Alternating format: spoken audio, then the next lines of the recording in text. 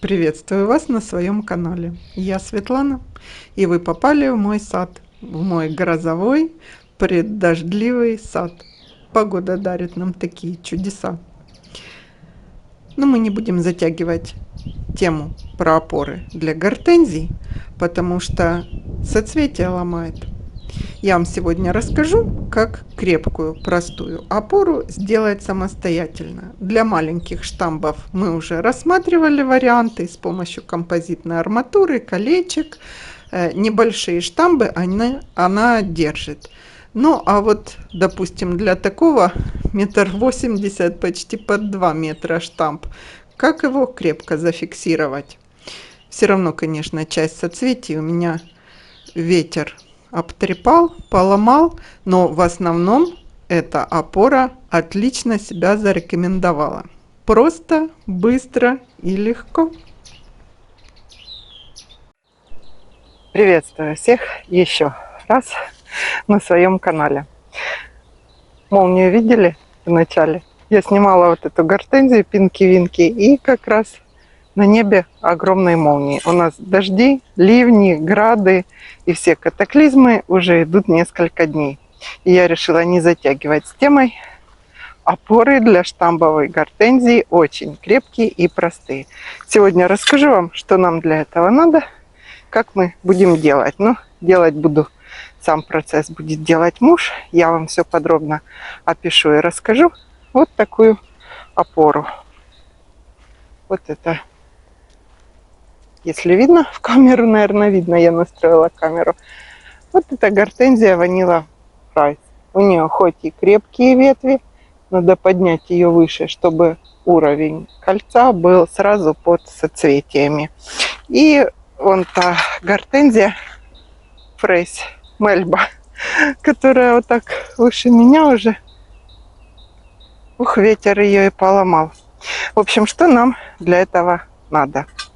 Нам нужна труба профильная 15 на 15 или у нас 16 на 16 на 1,8. Можно двойку толщину. Гладкая арматура. Гладкая совершенно. Я вытащила.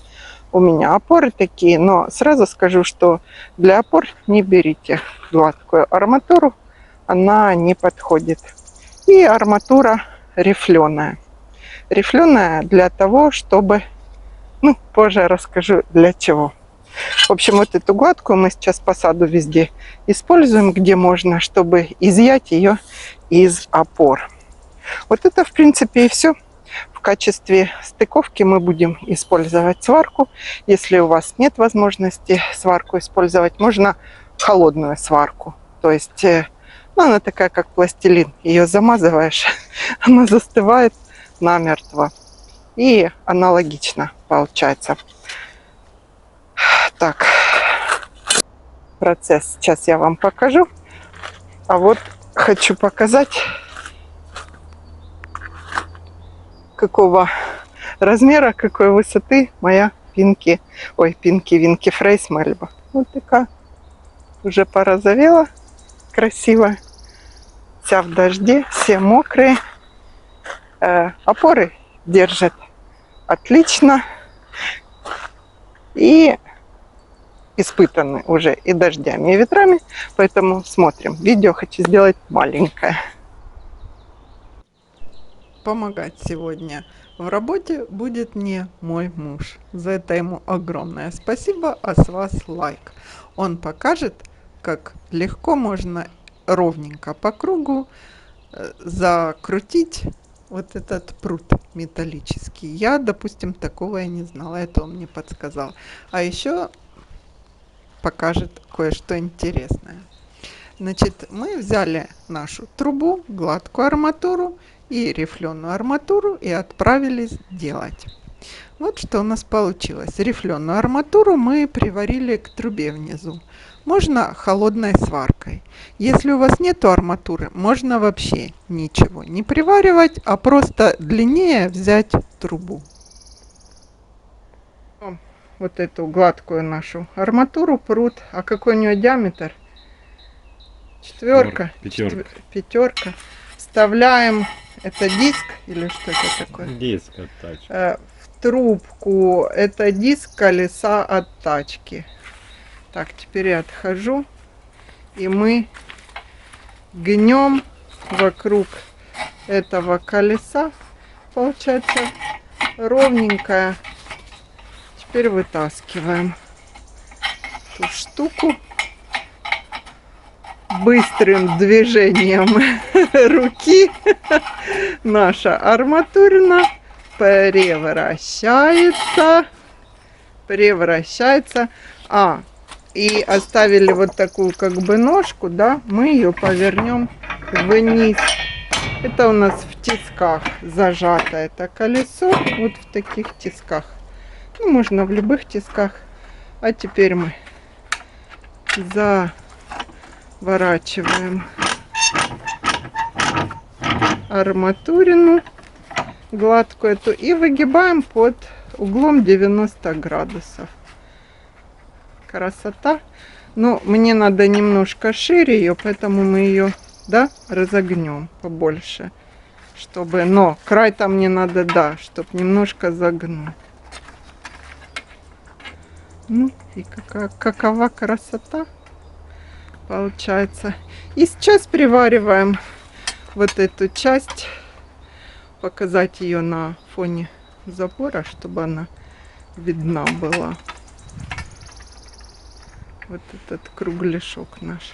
Он получается идеально ровный.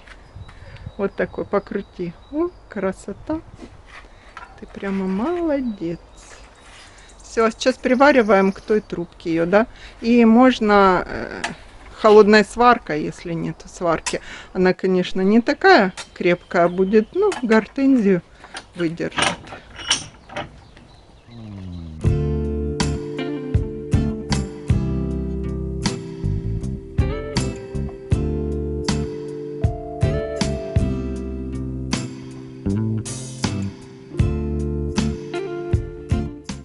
Ну вот какая у нас получилась опора. Вот этот штырь, сколько вам надо высоты, вы делаете, забиваете в землю.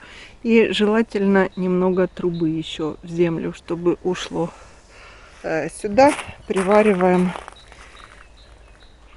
эту нашу закругленную отверстие трубы. Продают пластиковые накладки, заглушки. Ей закрыть или... Ну, чем придумаете, чтобы вода в трубу не попадала, не поржавела. Вот эта ширина кольца, диаметр. Можно чуть больше разогнуть, чуть меньше. А сейчас я хотела показать вам такой лайфхак, очень полезный. Как забивать вот такие опоры. Не колотить вот тут сверху молотком, а оказывается есть способ более... ну, скажем так, щадящий, не травмирующий нашу опору. А еще мы вот всю эту металлическую часть изолентой обмотаем, чтобы зимой наши побеги, мы ее и на зиму убирать не будем, не примерзли. Просто вот так изолентой обмотаем все. Ножку саму не надо. Ножку мы обработали антиржавчиной и еще покрасим. Сейчас покажу, как забивают. Я сама не знала. Это мне муж подсказал. Мия, ты там опять ящериц ловишь? А ну иди сюда. Вот проказница.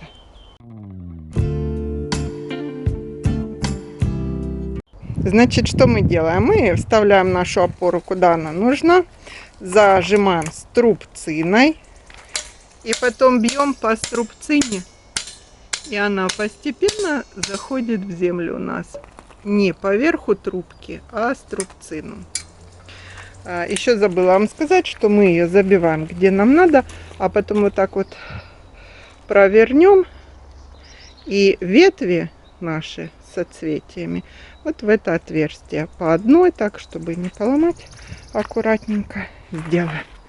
Все, большое спасибо за содействие, Вадим Петрович. Помогать мне с моими гортензиями. Вот такая простая и очень крепкая, себя испытала. Вот эту маленькую гортензию я пока оставлю на своей опоре из колечка и арматурин, а на следующий год сделаю такой же она же будет больше вверх расти и больше. Мия, иди сюда. Мия. Так, еще одна подружка, помощница наша. Думаю, наши советы помогут сохранить вам гортензии ровненькими, красивыми, несмотря ни на какую погоду. И они порадуют нас вот таким волшебным цветением. Уже весь сад расцвел. Ну все, до встречи в следующем видео через несколько дней. Не забудьте поставить нам лайк.